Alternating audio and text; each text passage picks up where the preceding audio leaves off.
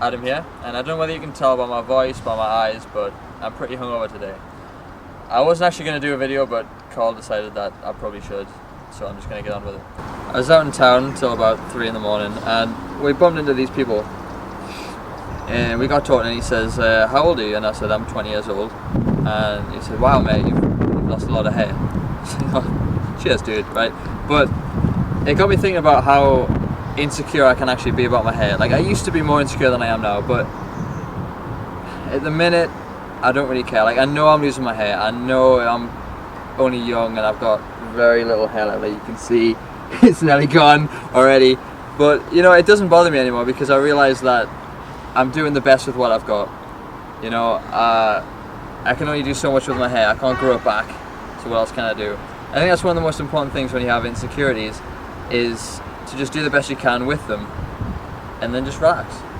So for me, I'm losing my hair, so what do?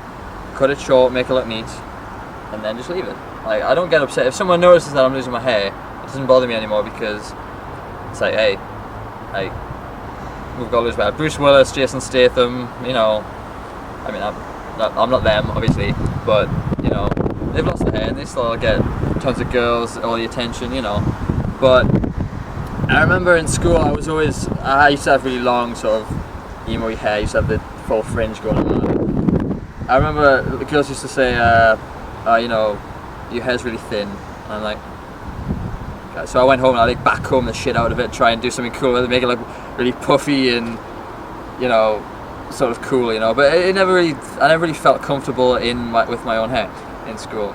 And I think when I started losing it, it was even worse. You know, I'd cover it up, try and comb it over, try and hide it as best I could. I used to wear a hat for like years at a time. Like, you can go through my old Facebook and it's just me wearing a hat constantly to try and hide it.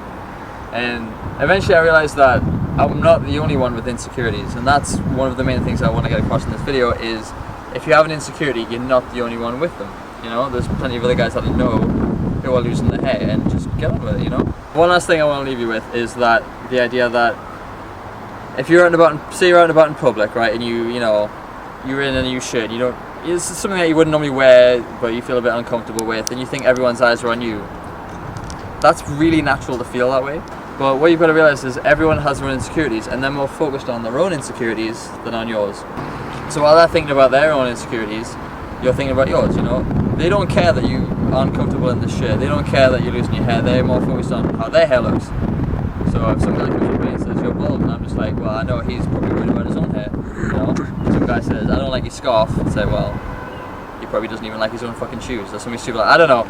But the point is, everyone's going to worry about their own features more than they're going to notice yours. So, you know, I can stand with my best friends, and I might think, oh, does he like my jacket? Does he like it? Where he's thinking, does Adam like my jacket? No, he doesn't care that I might be insecure. It's more focused on his insecurities. So I hope that kind of makes sense to you guys, and thank you for watching.